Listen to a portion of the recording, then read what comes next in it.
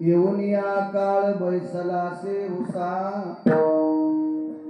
जाकी तो शिकैसा डोळ्याता वाचे नारायण वदे तू सादर काळ पास साचार चुके जेणे वाया संसार करिष्याव भरी काळाची तो फेरी निकटाली वाचे नारायण वदे तू सादर काळ पास साचार चुके जेणे एका जनार्दनी नको याता याती संसार फजिती जन्म दुःख वाचे नारायण वदे तू सादर काळ पास साचार चुके जेणे नमो विठ्ठला राजया पांडुरंगा नमो रुक्मिणी माऊली ज्ञान गंगा नमो पुंडलिका नमो चंद्रभागा नमस्कार माझा रुक्मिणी पांडुरंगा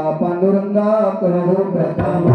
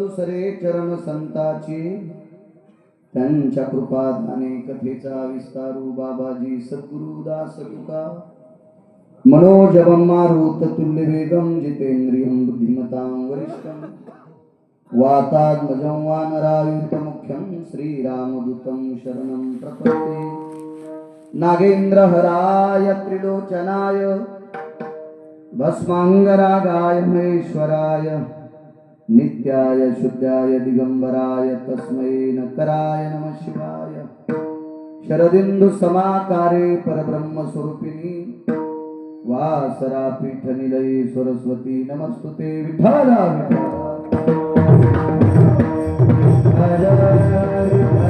आता वैवासित पावनाति भासती पंचानन समाना तया श्रोत्याची आचरणी जाना साष्टांग नमन करीत सुरू वाद्यभूषित पावन ती प्रत्यक्ष अमरेंद्रा समान तयाची आचरणी जान साष्टांग नमन करीत असू आता गान गंधर्व देवता कोकिळ कंठस्वर अराका जी कीर्तनी वैवासित लोका तयाची आचरणी नमन गा मज दिसत असो परम विख्यात जो जान ब्रह्मयाचा सुतू नारद जान नाम तितिक्षु तयाची आचरणी नमन गा जेने धर्म जितविलाची बळी तो संभाजी जान नवाळी कावतरला जयाची आपुळी तया छत्रपतीची आचरण कमळी साष्टांग नमन करीत असो विठ्ठल विठ्ठल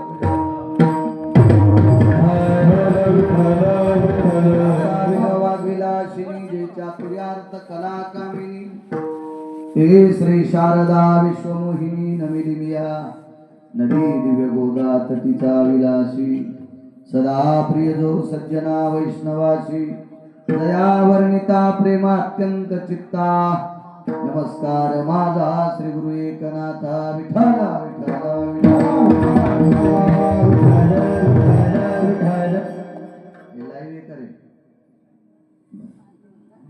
मला जरी कळत नसलं तर सांगणारे आहेत बरं मला लाईव्ह करू नको विडाला विडाला विडाला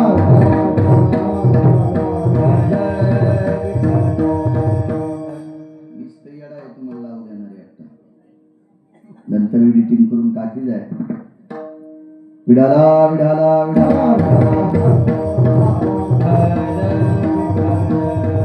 येऊनिया काळ बैसलासे उसा जाकी तोशी कैसा डोळ्याता वाचे नारायण वदे तू सादर काळपास साचार चुके जेनी प्रस्तुत प्राप्त प्रसंग निवडलेला अभंग विश्वमान्य विश्वभूषण विश्वाधिकार विश्वप्रिय देवमान्य शांती ब्रह्मनाथ बाबा यांचा प्राप्त प्रसंगी निवडलेला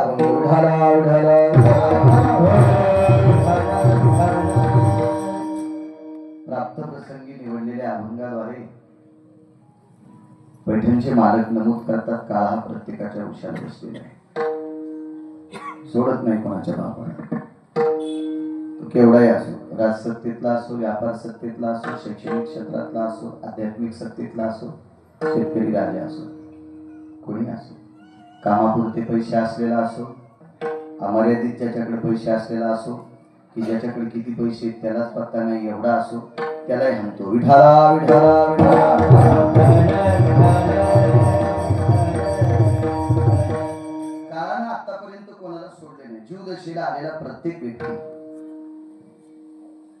यमाच्या सापळ्यात अडकत असतो जीवदशेला भला तो देव असो तो संत असो सोडत नाही कोणा संत जरी असेल चंद्र सूर्य जोपर्यंत ते अमर राहतील पण शरीर मात्र त्यांना सुद्धा ठेवावं लागतंय विठाला विठाला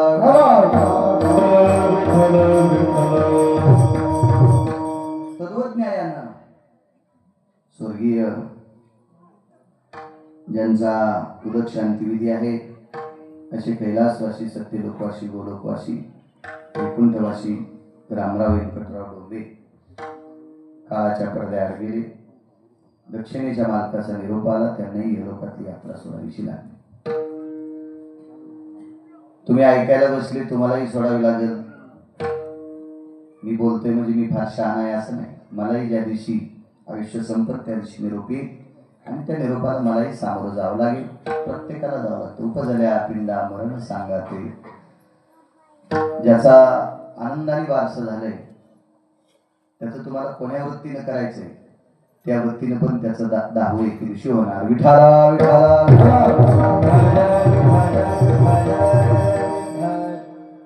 आदरणीय रामरावांचा उदक शांती विधी आपण ज्याला गोडजेवण म्हणतो ते मोठ्या भावयुक्त अंतकरणाने रसरशीत श्रद्धेने केल्या जातं त्याला श्राद्ध म्हणतात हा गोड जेवणाचा विधी आदरणीय उद्धवराव आणि माणिकराव यांचे सुपुत्र या दोन्ही सुपुत्रांनी आपल्या बाबांचं हे उदक शांती विधी मोठ्या श्रद्धेनं करतात विष्ट मित्र सजन सखे सोयरी गायरी राजकीय क्षेत्रातली व्यापार क्षेत्रातली शैक्षणिक क्षेत्रातली माझा शेतकरी राजा वारकरी संप्रदायातली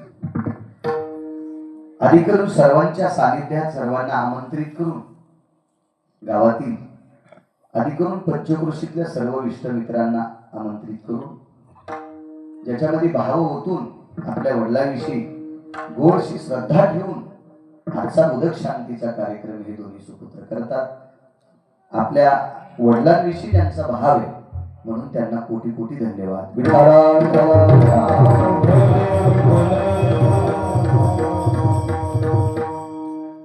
काळ्या मातीची नाळ असलेले रामराव मुख्या जनावरावर अतूट प्रेम करणारे व्यक्तिमत्व मला असं वाटतं शेवटच्या श्वासापर्यंत जनावरांची सेवा केली पाणी पाजता पाजता त्यांना दक्षिणेच्या मालकाचा निरोप आला आणि जनावरांना पाणी पाजत असताना निरोप आला ते इहलोकातली यात्रा सोडून गेली. सेवाभाव होता, वय भरपूर होतं. बराच काळ काळ्या मातीची आणि जनावरांची, पशूंची सेवा केली. मुक्या जनावरांची सेवा करणारा भारतीय संस्कृतीत महाराष्ट्राच्या मातीतील शेतीनिष्ठतेचा एक छोटासा कणा होता. दुसरी गोष्ट, शाकाहार जिवंत ठेवायची ताकद त्यांच्यात होती. दूध, त्यांनी उत्पन्न केलेलं दूध बऱ्यापैकी लोकांना मिळायचं. म्हणजे ते शाकाहार सनातन जिवंत ठेवणारी होती. सनातन जिवंत ठेवणारी 30 लोक आहेत जी पशूंचं पालन करतात. कोंबड्या येत नाही बरं त्याच्यात, गाई म्हशी याचं पालन करतात आणि काळ्या मातीशी आपली धारणा ठेवतो. हा माणूस तुळशीची माळ जिवंत ठेवण्याचं काम करत असतो. एरवी या देशातला मंत्री जरी असेल, किती मोठा असू द्या, त्यालाही शाकाहार जिवंत ठेवायची पात्रता त्याच्यात नाही. या देशातला वैद्यकीय क्षेत्रातला व्यक्ती असेल, त्यालाही शाकाहार जिवंत ठेवायची ताकद नाही. काळ्या मातीचा स्पर्श तेवढं जगता येते. काही लोकांना वाटत असेल आमच्याकडे पैसे असले आमचा माणूस वाचला असता. ज्यांच्याकडं बंगलाचे बंगले तयार होतील अशी लोक सुद्धा नाही. ज्यांच्या घरात 50-50 डॉक्टर असतील नातेवाईकात, ती सुद्धा गेली. सगळी डॉक्टर जवळ असताना सुद्धा गेली. आयुष्य नाही थांबवत आहे. वेळ संपल्याच्या नंतर प्रत्येकाला इहलोकातली यात्रा सोडावी लागते. तद्वत न्यायानं रामरावांना जावं लागलं. त्यांच्या कुटुंबियातले हे दोन्ही सुपुत्र त्यांचे उद्धवराव आणि माणिकराव, आधी करून त्यांचे बंधू, त्यांचे चुलत बंधू, जे काही नातेवाईक असतील, त्या सर्वांनी निमूटपणे सहन केलं आणि सहन करावं लागेल. नाही थांबवता येत आयुष्य. उपस्थित सर्व श्रोत्यांच्या चरणी भिगावकरांचा साष्टांग दंडवत तुम्हा सज्जन श्रोत्यांना प्रणाम करतो. तुम्ही कीर्तनात बसलेले हात म्हणून प्रदंगाचार्य कृष्णा महाराज त्यांना प्रणाम करतो. काही नक्षत्रातल्या बुलंद टोपी आदरणीय उद्धव बापू असतील, आदरणीय बाळासाहेबजी महाराज असतील, या सर्व त्याकडे बसणं याकडे बसणं, मस्तक माझा पायावरी या वारकरी संतांच्या साऊंडवाल्यांना सुद्धा धन्यवाद. विठाला विठाला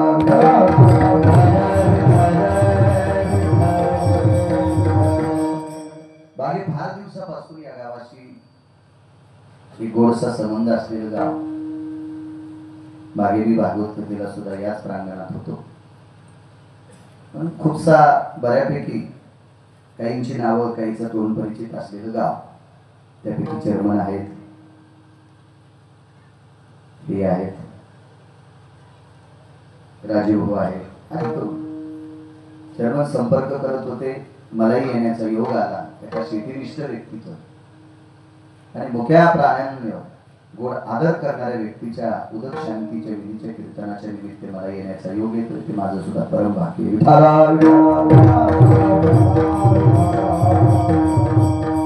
प्रश्न काळ कोणाला सोडत नाही. केवढी सत्ता असू द्या, काळ नाही सोडत. माणसं हात झोपण्याचा प्रयत्न करत असतात. एक ठराविक वय असते, त्या वयात माणसं हात झोपते, मोठं लांब लांब बोलत असते, काळ झटकू झटकू बोलत असते. पण हे कुठं जरी एखाद्या सर्वसामान्य, एखादा मृदंगाचार्य असेल, त्याच्यापेक्षा कमी वाढीत असेल, तर त्याच्यावर खाला झटकीत असेल, अंगावर घेऊ नका. एखाद्याला बऱ्याच गोष्टी गाता येत असेल, ते दुसऱ्याला गाचांड्यात येत असेल, ज्याला 4 लोक मानतात असा कीर्तनकार दुसऱ्याला काहीतरी टोचून बोलत असेल. पण मला सांगा, हे आमच्या क्षेत्रातल्या तिन्ही लोकांना यामाला टोचता येत नाही, इतकं मात्र लक्षात ठेवा.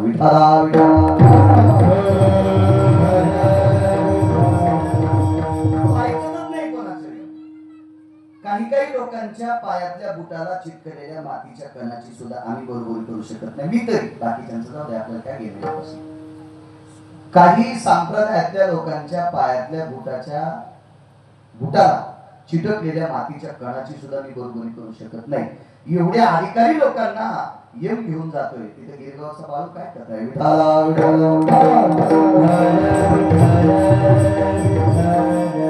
पंढरपुरातल्या मालकाला निरोप आला, तुमची सगळी पोरं मरणार आहे. वाक्य नीट ऐका. पंढरपुरातल्या मालकाला निरोप आला, तुमची सगळी पोरं मरणार आहे. किती दुःख वाटलं असेल राजे. ज्या बापाला सगळी पोरं मरणार आहे असं चेअरमन करायच्या नंतर त्या बापाला आनंद वाटला असेल तर सगळी पोरं, त्याच्यातला कोणी जिवंत राहणार नाही असा निरोप आला. डोक्याला हात लावला. एक जण म्हणला महाराज तुमच्या गोळ्या संपल्यात का? देवाची पोरं कशी भरतील? मरत असतील त्याचे देव जशी आलेत ना. देव जर जीव दशेला आला तर त्याला सुद्धा सांगता येत नाही. येरती पामर जीव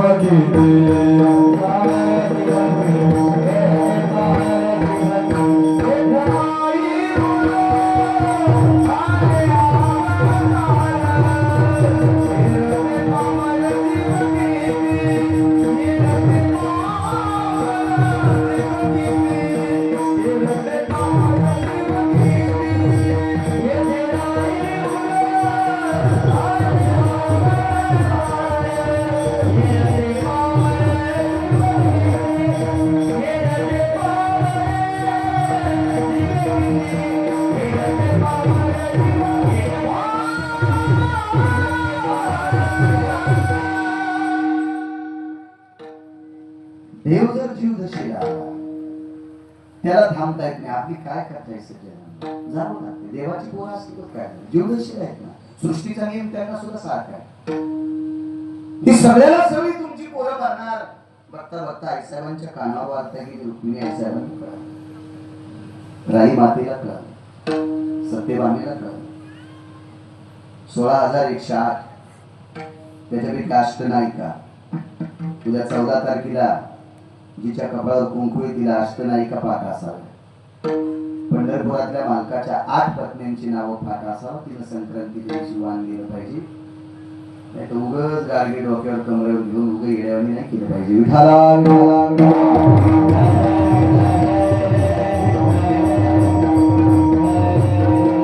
तुम्हाला पाठ न होण्याचं एकमेव कारण आहे तुम्हाला बाथळावटीत घ्यायचं नाद लागलाय. जो सांगेल तो महाराज. ज्ञानोबाराय तुकोबाराच्या विरोधात बोलणाऱ्या महाराजांचं तुम्हाला जास्त आवडत. त्याच्यामुळे तुम्हाला सनातन संस्कृतीतले नियम आवडत नाही. त्याच्याकरता तुम्हाला संक्रांत कशी कळावी ही तुमच्या डोक्यात नाही. विठाला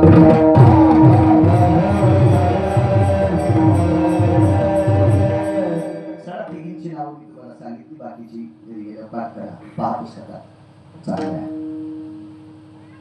राष्ट्राची अष्टनायिका एकत्रित बसल्या. विश्वाच्या मालकाला विचारलं खिन्न को हवा हा आपण कशा करता दुःखी आहात?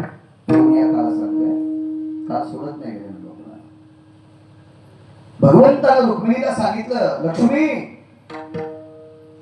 आजपासून 3.5 दिवसाच्या नंतर आपली सगळ्याची सगळी मुलं मारणार आहेत. 10 दिवशी अंग टाकून दिलं. प्रभू आपली जाती याला काही सांगता येणार नाही. यमाला सांगायला आपण सांगितलं असतं पण जिने मारायचे सांगितले तिला विरोध करता येत नाही. ती पतिव्रता आहे. आणि विश्वाचा मालक 2च लोकांना भेटतो. एक निष्ठावंत संतांचा पोशाख घातलेल्यांना नाही. नुसत्या तुळशीच्या माळा गळ्यात घातल्या त्यांना नाही. नुसता गंध लावतो त्यांना नाही. गाथा ज्ञानेश्वरी नुसती पाठ केली त्यांना नाही. कारण ज्यांचं जीवन देव आहे त्या लोकांना देव घेतो. एक आणि पतिव्रतेला भेटतो. पतिव्रता म्हणायचं कोणाला? 2-4 घंटे तुळशीला गेले घालती म्हणून पतिव्रता नाही. महादेवाला सकाळपासून दुपारपर्यंत पाणी घालती म्हणून पतिव्रता नाही. पांडुरंगाला 1-2 टोपले मंजुळा वाहती म्हणून नाही. नवऱ्याला किती मानती याच्यावर पतिव्रता सिद्ध होत असते. विठाला विठाला नवऱ्याचं दर्शन घेणाऱ्या बाईचं देव ऐकतो. तिची देव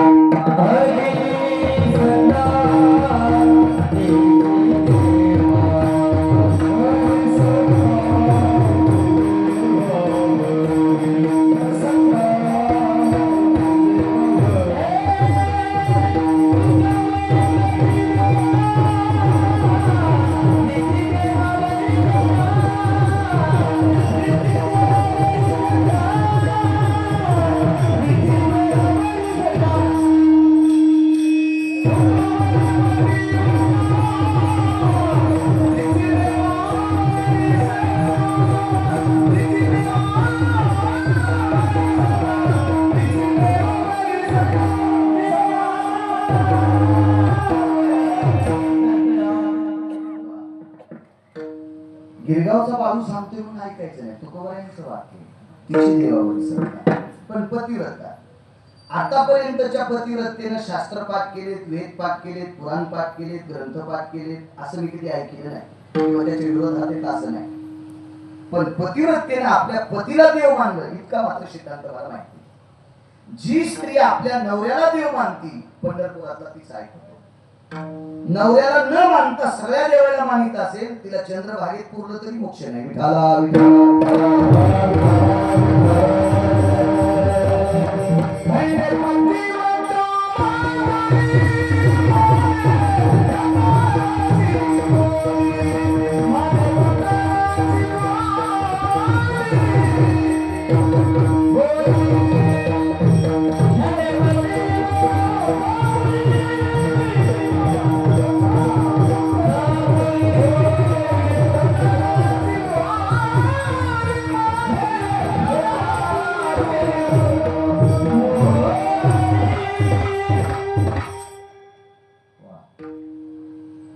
आपल्या मालकावर विश्वास असावा.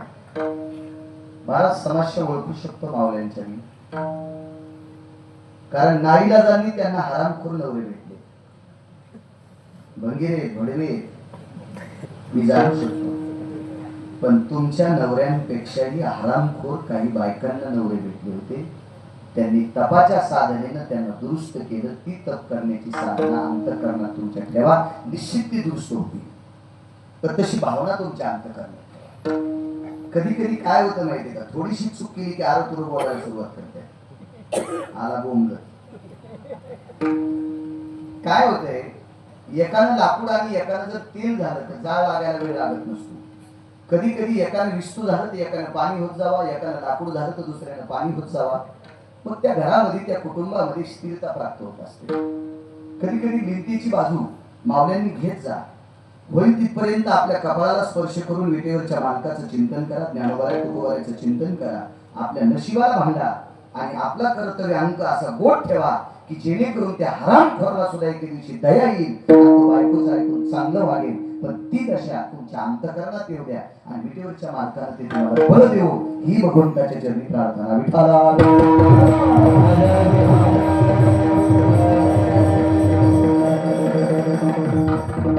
मी आतापर्यंत काही काहींचे हाल नाही, त्याच्या पलीकडचे हाल पुराणातल्या बायकांचे पाहिले. एका शांडिल्य नावाच्या स्त्रीला असा पती भेटला की ते कमरापासून खाली सडलेला होता, सडलेला. त्याच्या अंगावरून पक्षी सुद्धा जात नव्हता, इतकी दुर्गंधी त्याच्या अंगाची येत होती. तरी पण तिने गरम पाण्यात टोपल्यात टाकून टोपल्यात तो ठेवायचा, मग टोक्यात घेऊन त्याला गाव फिरवायची. एवढी दशा मला नाही वाटत महाराष्ट्रात एखादी बाई असं अशी पाहिजे का चरण तुमच्या भावनेत की नवऱ्याला टोपल्यात घेऊन डोक्यावर घेऊन फिरणार आतून देईल. याच्याही पलीकडच्या अजून काही दशा आहेत, तरी पण त्यांनी त्यांच्या तपाच्या साधनेने त्यांना दुरुस्त केलं. ती भावना तुमच्याकडे ठेवायची. संक्रांती करता तुम्हाला बोलतोय आणि एका स्त्रीचं चरित्र सांगतोय, याच्याकरता तुम्हाला बोलतोय. माझी तुमची काही दुश्मनी होती. तसं तर या देशातली स्त्री या देशाची संपत्ती, राज्य राणी व संपत्ती. या देशाची ओळख पुरुष म्हणून नाही, या देशाची ओळख स्त्री म्हणून नाही. कारण या देशातले सर्व सात्विक पुरुष या देशातल्या स्त्रीच्या पोटी जन्माला आले. म्हणून ज्या घरी पुरुष स्त्रिया राज्य राणी व संपत्ती. जिस नारी से पैदा हुए विश्व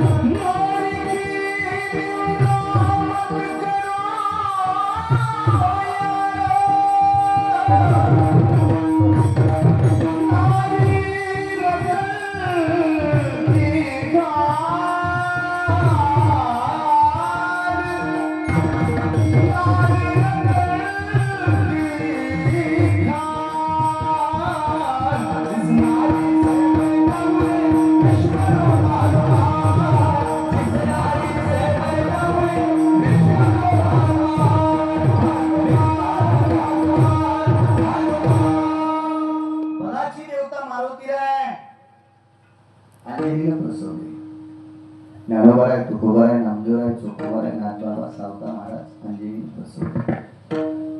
काळ्या मातीशी आणि मुक्या प्राण्यांना जीव लावणारे, काळ्या मातीशी हृदयस्थ नातं ठेवणारे रामराव सुद्धा एका माऊलीच्या पोटी जन्माला आले. देशाची संपत्ती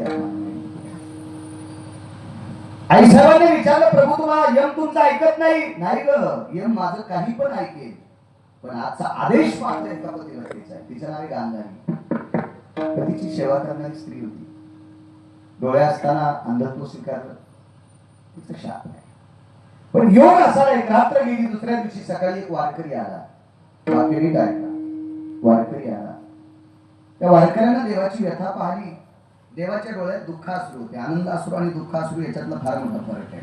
अश्रू दोन वेळेला येतात. चांगली गोष्ट घडल्याच्या नंतर सुद्धा डोळ्यातून पाणी येते, त्याला आनंद अश्रू म्हणतात. आणि दुःखद घटना घडल्याच्या नंतर सुद्धा डोळ्यातून पाणी येतं, त्याला दुःख अश्रू म्हणतात. आजच्या देवाच्या डोळ्यातले दुःख अश्रू आहे.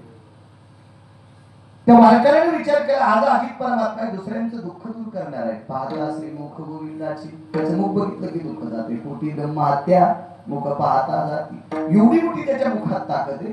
आज त्याचा चेहरा दुःखाने काळवणलेला आहे, त्याच्या डोळ्यामध्ये दुःख असू आहे. रुदंती को भवा. आपण कशा करता राहता? देवाने गळ्याला मिठी मारली आणि त्या वारकऱ्याच्या कानात सांगितलं, महाराज माझी सगळी पोर मारणार आहे. बरं, वारकऱ्याने क्षणभर विचार केला, आपण काय करू शकतो? कारण शहाणी माणसं कोणाच्याही पुढे रडत नसतात. आपलं दुःख शमन करण्याची ताकद आहे का त्याच्यापुढे रडून दुःख सांगितलं पाहिजे? आपलं दुःख ऐकून दुसऱ्याला सांगतात का? या भव्यांपाशी रड नाही पाहिजे. विठाला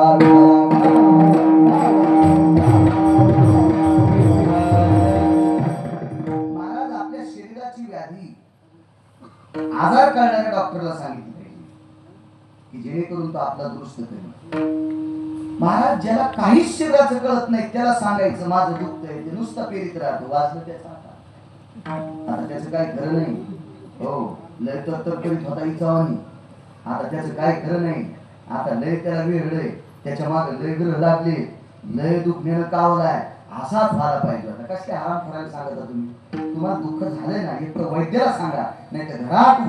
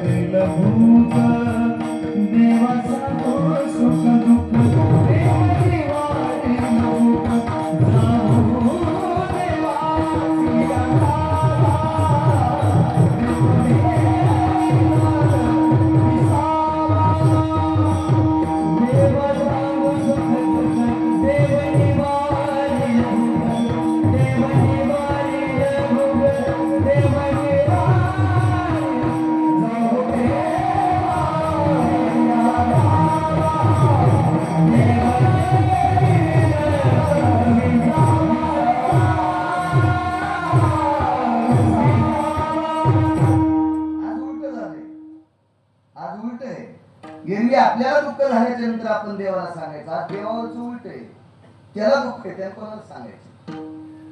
महाराज सर्वसामान्यांना दुःख झाल्यावर देवाला सांगा, देवाला दुःख झाल्यावर त्याला निष्ठावंत संतांना सांगा. तुम्ही कोण्या महाराजाचे पाय धरता आणि त्याला दुःख सांगता? तुम्हाला 1% दुःख ते पण त्याला 25%. ते काय तुमचं घर करीन, मुकाच्या पाया पडून गतुडा हातात द्यायचा जाय म्हणजे असं म्हणत जा. कोणालाही महाराजाला कोण्याही महाराजाला दुःख सांगायचं, कारण तो महाराज त्या दशीतला पाहिजे, त्या लायकीतला पाहिजे, त्या अधिकारातला पाहिजे, त्या योग्यतेचा पाहिजे. अशा महाराजांकडे दुःख सांगायचं. त्या उठले की सुटले कोणापेक्षा रडणं बसणं, महाराज पासच होत नाही. तो अशा महाराजाला सांगून पैसे दिलेच, त्याच्या पोरालाच मेंदूच्या गोळ्या चालू आहेत. ज्या महाराजाच्या पोराला डोक्याच्या गोळ्या चालू आहेत त्या महाराजाच्या तुमचं पोरग पाय पडे ते दूर कसं दुरुस्त कसं? कधी कधी आपले डोके वाहनावर ठेवले पाहिजे.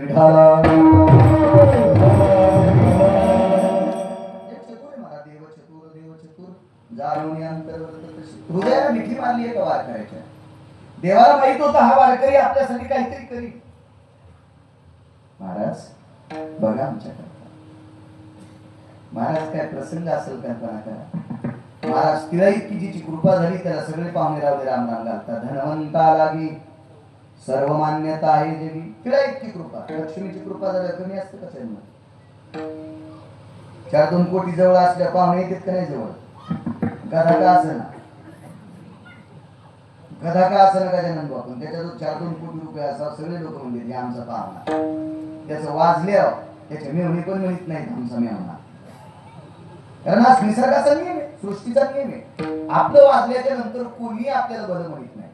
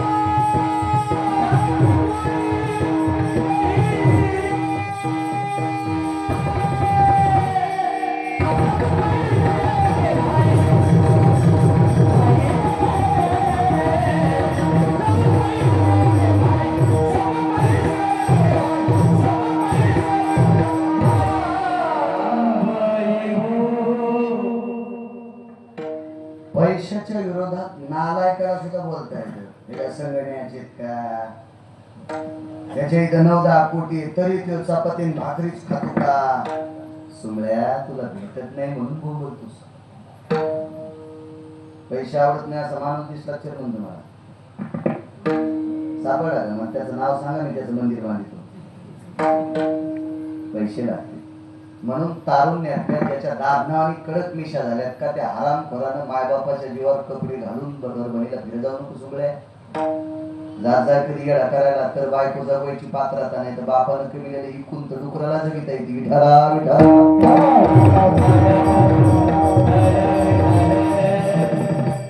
दाबना आणि मिशा झाल्यात तुया. बोरी पोसून गेला तर बोरीचा पालावर बळण इतक्या तू ह्यांनी बरं मिशा झाल्यात सुगड्या. जरा काम करत जाय, कंबर वाकी जाय, जरा वेडिंग झालेली तुझा टाका तोड कमरेचा, जात जात शेतात. नाही नोकरी लागली नाही लागली. हिरव गाईच्या म्हशीच्या बैलाच्या पाठीवर हात भरू देतो. हात 2 पैसे येतील, सुखा दुःखात ते पैसे काम येतील रे सुमळ्या.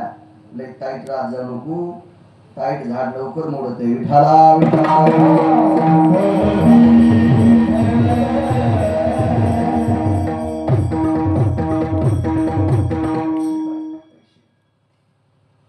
महाराजा का तिळा इतकी जिची कृपा झाली त्या आनंदानं 2 टायमाच्या भाकरी खातो. तिचं नाव लक्ष्मी आहे. आणि ती लक्ष्मी एका वारकऱ्याच्या पुढे पदर पसरती. ती लक्ष्मी एका वारकऱ्याच्या पुढे पदर पसरती. महाराज 56 कोटी यादवापैकी एक तरी लेकरू माझ्या पदरात टाका, आमच्या वंशाचा दिवा लावण्यासाठी एक तरी जिवंत ठेवा. येऊन या काळ सांगते पदराची वती केली. त्या वारकऱ्याने विश्वाच्या माऊलीचं दर्शन घेतलं. माय तुमच्या मालकाच्या कृपेने मी सोन्याच्या गावात राहतो. आई साहेब तुमच्या कृपेनं मी सोन्याच्या ताटात जेवतोय. इतकी तुमची कृपा आहे. पण लक्षात ठेवा माय, पतिव्रतेचा शाप आहे हा मालकाला सुद्धा टाळता येत नाही, निवारता येत नाही. आई साहेब तुम्ही जगाची मालकीण आहात लक्ष्मी, तुम्हाला सुद्धा एका पतिव्रतेचा शाप टाळता येत नाही. पण लक्षात ठेवा वारकरी या नात्याने तुमचं एक जिवंत ठेवतो. विनंतीला कान असतात या मला लगेच जाऊन सांगितलं. एक महाराज देवाचा एक पुत्र जिवंत ठेवणारे किंवा त्यांच्या वंशातला एक जिवंत ठेवणारे. या मूर्खाट्या एवढे हमलारला कोण महाराज आहे त्याची पाहतो. गरुडानं सांगितलं तू ज्या महाराजाची पाहतो त्याच्यातला महाराज नाही, तू बाळू महाराजाची पाह. त्याची पाहायला आलता 4 फेब्रुवारी 2019 ला. मग ही चांगली पाहिली होती त्याने. पुन्हा कोणी म्हणलं असेल त्याला की राव दे बाळाला सकाळून 40 वर्षे वापस केला. तू बाकीच्या महाराजाची पाय, पण तू ज्या बाकीच्या महाराजाला समजितोस तसा महाराज नाही. ज्याने आयुष्यभर देवाचं चिंतन केलंय असा सात्विक महाराज आहे. त्याचं नाव आहे श्रीरामदेव. निष्ठवंत वाटत. यमाने विचार केला मी बाकीच्या महाराजांना सुद्धा नेत नाही, हा महाराज देवाचा मुलगा कसा वाचवी? तर तो महाराज कुठे बोलणार नाही. तो अत्यंत सात्विक सदाचारी पुण्यशील पावन निष्ठावंत वारकरी आहे. आणि तो महाराज कोणाची इच्छित नाही. साधू म्हणायचं कोणाला माहिती का? आयुष्यभर ज्याच्या तोंडातून कोणाची निंदा पडली नाही त्याला महाराज म्हणत असतात. त्याला गाथा पाठे, ज्ञानेश्वरी पाठे, ग्रंथ पाठे, पुराण पाठे, भागवत पाठे, रामायण पाठे, सगळं पाठे. आणि दुसरी चीज की तू त्याला महाराज म्हणत नसतात.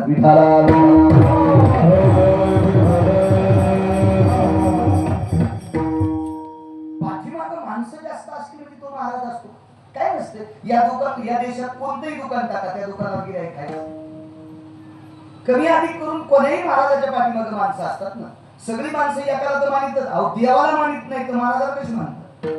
देव सुद्धा वाटून घेतले. बरीच लोक चतुर्थ्या धरतील पण एकालाच करीत नाही. म्हणजे आवडला का नाही गणपती? आणि गणपतीचे बाबा कोणाला मानते? पंढरपुरातल्या. आणि त्या पंढरपुरातल्याची एकादच धरीत नाही. हे त्याच्या बापाला मानित नाही तर पोराला मानते. इतके काही काही माणसं खडगुळ न विठाला विठाला काय नसतं तसं. एखाद्या महाराजाच्या पाठीमागे भरपूर लोक असले म्हणजे तो सात्विक असं काय नाही. त्याच्याकडे ती देवाने टाकलेलं लोकमान्यतेचं कार्य आहे. तो लोकमान्य, तो संत मान्य असेल, देव मान्य असेल, डोक्यात काढून टाका विठाला. संत मान्य लोक वेगळे असतात. महाराज त्यांच्या वाणीनं वाचाशुद्धी पावाला अध्यापक पाठ, त्यांच्या वाणीनं इतरांचं दुःख क्षमन होतं. त्यांनी बोललेला शब्द खरा ठरतो. ही संत असतात, ही संत. नुसतं पाठांतर केलं आणि ते पाठांतर करून टवाळ्या हाणणं हे म्हणजे फारच मोठा महाराज आहे, फारच त्यागी आहे, फारच अनुरागी आहे, फारच वैराग्याचं टोक आहे. हे सुद्धा डोक्यातलं काढून टाका.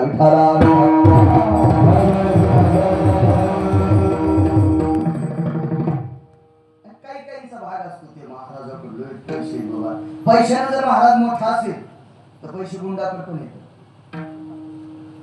चांगल्या लोकांपेक्षा चुकीचं काम करणाऱ्याकडे चेअरमन जास्त पैशाने महाराज होऊ शकत नाही. गाडीने जर महाराज मोठा असेल तर या देशातल्या तृतीय पंथाला सुद्धा 2.5 कोटीची गाडी हात वरी करा कोणाला येते? मला तर नाही, आणि भेटणार नाही तितकी मोठी, आणि घेता बी येणार नाही. जरी पैसे असले तरी घेता येणार, कारण कायद्याची चौकट आहे. पण जीवनभर ज्यानं सुपारीचं व्यसन केलं नाही, समाजाने दिलेली टोल नाक्यावरची पैसे त्याने स्वतःला बसण्यासाठी गाडी घेतली, यानं सुपारी आयुष्यात खाल्ली नाही असा व्यक्ती भेटला माझ्या जीवनात मुंबईला. तो 3.5 कोटीच्या गाडीत बसतो. मग तो जर 3.5 कोटीच्या गाडीत बसत असेल तर एखादा महाराज कापराच्या गाडीत बसतो, काय नावाची गोष्ट, त्याचे मोठे पण नसते. काय नाही, महाराज मोठं होण्यासाठी त्याचं आचरणाचं कार्ड गोड असलं पाहिजे. ज्याचं आचरणाचं कार्ड गोड आहे तो महाराज असतो. उगाच अभ्यास करून भोकुनी अक्षरे वाद छळना करीत फिरे, शास्त्र पाठ केले, गाथा पाठ केल्या, ज्ञानेश्वरी पाठ केली, पुराण पाठ केले, आणि नुसता वाद घालीतच बोंबलत फिरतील असं समजायचं. याच्या मेंदूला विचूड असलेला आहे. विठाला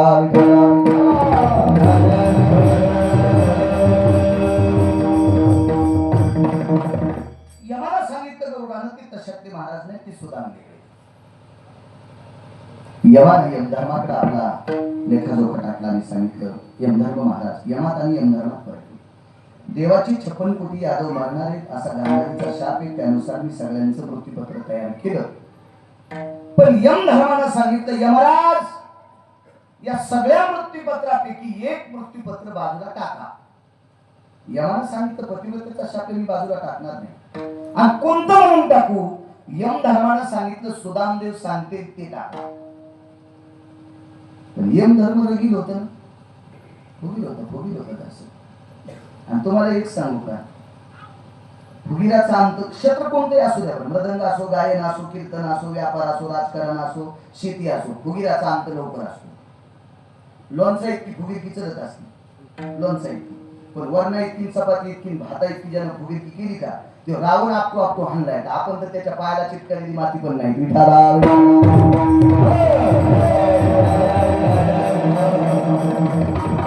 प्रांजळपणाने वाढणाऱ्या माणसाचा झेंडा मेळावी चमकत असतो, पण फुगिरांचं काय खरं नसतं. अहंकारी लोकांचं काय खरं नसतं. कुठल्याही क्षेत्रात माणसाला अहंकार मुरवण्याची ताकद असली पाहिजे. वा, यम जरा फुगीर होता. यम धर्मानं सांगितलं मी तुला आदेश देतोय ना, वरिष्ठानं सांगितलं मी तुला आदेश देतोय, सुदामदेव सांगते ते मृत्यूपत्र बाजूला काढून टाक. ते म्हणला मी त्यांच्याकडे कसं जाऊ? सरळ जाय ना, सरळ जाय, वाहनात बसून जाय. तुझ्याकडे वाहन आहे रेड्या, म्हशीच्या पोरात रेड्या आहेत ना, तुमच्याकडे काय म्हणतो? तुमच्याकडे माणसाची कमी म्हशी काय आहे? मी भागवताला येत होतो त्यावेळेला यांच्याच घरी माहिती शिटी घेत होतो. म्हशीदारा दिसत होते विठाला विठाला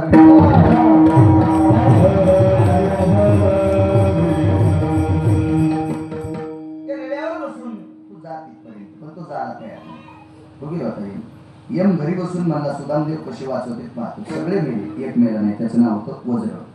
वज्र हा भगवान द्वारकाधीश श्रीकृष्ण परमात्म्याचा पंढरपुरातल्या नाथाचा नातू होता. सिद्धांत किती मोठ्या लक्षात. यम धर्मानं ज्या वेळेला श्रुती नावाची पत्रकार आली, जगातली पहिली पत्रकार श्रुती. श्रुती आणि यमधर्माने सुदामदेवांना प्रश्न केला, महाराज 56 कोटी यादवापैकी देवाचा मुलगा न वाचवता तुम्ही एवढ्या नातवापैकी एवढ्या मुलापैकी एक नातू वज्र वाचवला, हा कशाचा पुरावा आहे? याचा सिद्धांत काय? तुमची योग्यता, तुमची पात्रता काय असेल आम्हाला मोजण्याचा आमच्याकडे पात्र नाही, पण आम्हाला कळावे तुम्ही कशाच्या वाचवला ते खरं. हे तर येण्याला सुद्धा मान्य करावं लागेल. यम सुद्धा मारू शकत नाही वज्राला, हे आम्हालाही मान्य, पण तुम्ही कशाच्या आधारे वाचवला हे आम्हाला कळावा. सुदामदेवानं सांगितलं आयुष्यभर केलेल्या भजनाच्या ताकदीने एक प्रसाद घेऊन देवाकडे गेलतो. तो प्रसाद होता पोह्याचा, आणि पोह्याच्या 3 गाठीपैकी एक गाठ वज्र नावाचा नातू देवाचा माझ्याजवळ हजर होता. म्हणून उदात्त अंतकरणाने मी केलेल्या भजनाच्या पूर्ततेचा प्रसाद मी त्याला दिलाय. देवाच्या एकाही पोरानं प्रसाद खाल्लेला नव्हता, तो वज्रानं खाल्ला होता. म्हणून या प्रसादाच्या ताकदीत या मुलाला मारायची ताकद नाही. दृष्टांत संपला. स्वतःच्या भजनाच्या बळावर आदरणीय पोलीस डिपार्टमेंटचे खासगी साहेब सुद्धा आहे. आदरणीय खासगी साहेब त्या प्रसादाच्या बळावर येऊन सुद्धा वज्राला मारू शकत नाही. किती सुदाम देवाचा पुरुषार्थ असेल. देवाच्या घरात दिवा लावण्यासाठी जिवंत ठेवायची ताकद देवात नव्हती, ती फक्त वारकरी सुदाम देवात होती. पण कालांतरानं आयुष्य संपल्याच्या नंतर याही सुदाम देवाच्या वशाला काळ बसला. म्हणून मालक पहिल्याकडे